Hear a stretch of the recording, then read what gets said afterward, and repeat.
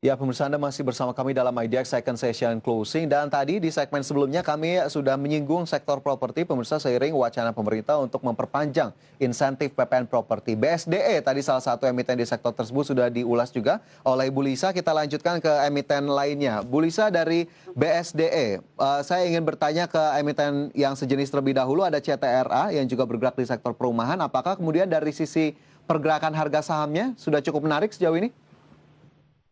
CTRA harap ditunggu dulu nih. Hmm. Kalau misalkan dia bisa breakout 1160, 11 ya 1170 deh. Bisa breakout 1170, maka baru akan lebih leluasa nih gerakannya Fajar menuju 1250 sampai 1300. Sayangnya hari ini posisinya masih relatively sideways gitu. Kalau mau buy on weakness mungkin lebih tepat di sekitar 1100. Nanti Oke. tambah lagi banyakan di atasnya 1170 tadi ya. Oke, buy on weakness sepertinya cukup tepat ini menurut Bu Lisa di 1100, hari ini CTRA di 1125, terkoreksi 0,88% tadi level 1250 dan juga 1300 bisa Anda perhatikan pemirsa untuk emiten di sektor properti satu ini. Sementara satu lagi yang juga masih cukup mirip, biasanya bergerak di sektor hunian, ada SMRA atau Sumarekon. Ini untuk harga sahamnya sendiri, adakah view yang bisa dibagikan juga Bu Lisa? SMRA juga sayangnya hari ini harus melemah. Jadi more likely dia harus menguji support lagi di sekitar 900 sampai 890. Closing hari ini 930 ya. Jadi ke atasnya itu resisten cukup tebal. Mungkin agak susah naik sampai 980. Namun kalau itu bisa terjadi, maka potensi ke 1000 sampai 1050 or 1100 itu akan lebih visible.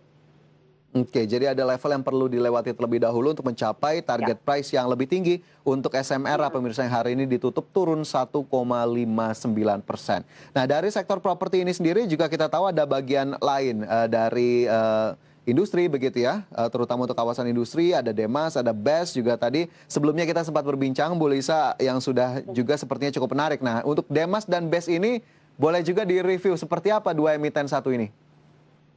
Oke, Demas sama BES kebetulan termasuk dua emiten properti yang sudah menelurkan laporan keuangan juga first quarter dan ternyata laporan mereka bagus. Jadi mungkin in overall bisa kita bilang bahwa emiten properti ini laporan keuangannya membaik ya, mulai kelihatan membaik pada first quarter 2021 ini. Jadi Demas bisa untung atau laba bersih 271 miliar berbanding tahun lalu cuma 53. Wow, ini 4 times ini. Almost 5 ya, 5 kali. Dan BES yang tadinya rugi 220 M tahun lalu ternyata per quarter tahun ini ruginya mengecil. Jadi cuma 54 M aja. Oke, mari kita lihat potensi harganya apakah sudah tercermin atau belum. Nah, kebetulan Demas ini masih dalam relatively trend sideways. Jadi triggernya akan mulai terbuka ketika dia breakout level 248, 250 deh. Sekarang di closingnya 242 ya.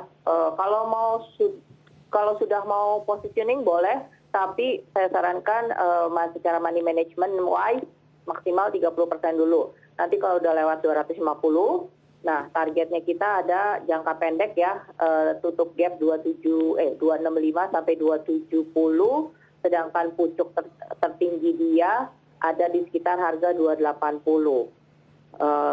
Demas boleh dilirik, cuman average up-nya bertahap.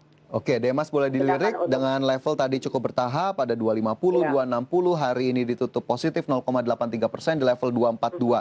Sementara satu emiten lainnya juga sudah merilis laporan keuangan dan tadi sepertinya Bu Lisa cukup mengapresiasi ya hasil kinerjanya. Untuk BES seperti apa ini, Bekasi Fajar?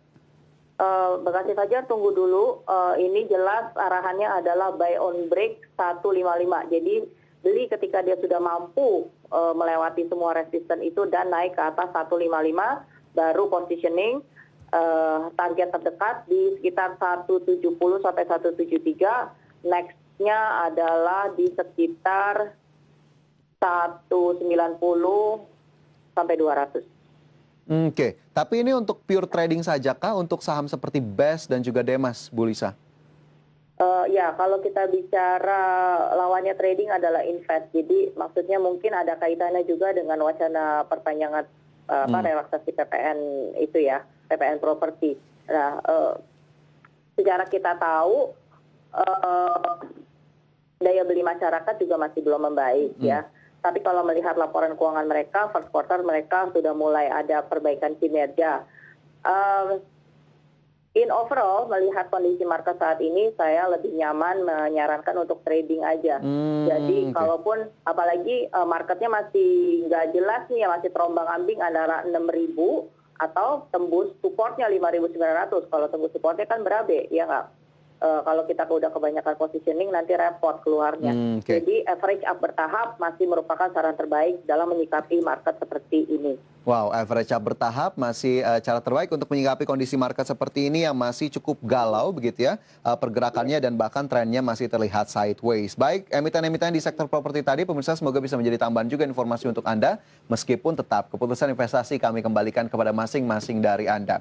Dari saham sektor properti, saya ingin bergeser Bu Lisa ke saham-saham pilihan ataupun rekomendasi yang juga kami sudah dapatkan informasinya. Ini ada 4 saham ya Bu Lisa, ada GJTL, kemudian ada KRAS, Akra, dan juga PTBA. Ini sepertinya tadi juga sudah ada yang disinggung, tapi tidak apa-apa, kita coba ulas kembali. Satu persatu, kita awali dari GJTL terlebih dahulu, Bu Lisa. Apa yang bisa kita perhatikan dari GJTL? Ya, basically saya tuh lagi antara GJTL dan KRAS, saya melihat pola yang sama, bahwa mereka udah sideways sekian lama gitu, at least dari awal tahun, dan kemungkinan dari indikatornya udah mulai bilang bahwa ini momentumnya picking up gitu. Jadi siap-siap mereka akan mengakhiri sideways-nya. Jadi GJTL itu lebih bijak kalau kita positioningnya ketika dia sudah ketika dia sudah breakout di atas 910.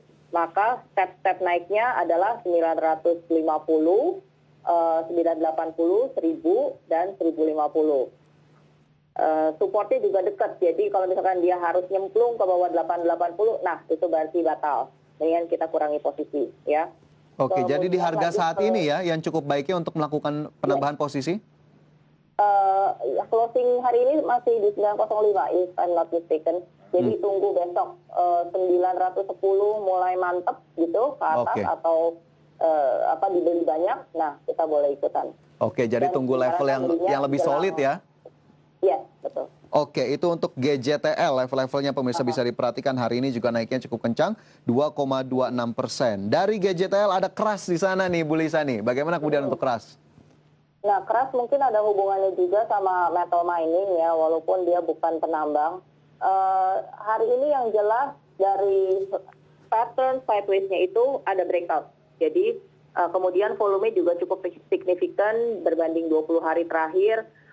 Maka arahannya adalah buy, KRAS, average up-nya di atas 680, target jangka dekat saya adalah 700 sampai 710, bertahap, kemudian 760, 800, 850.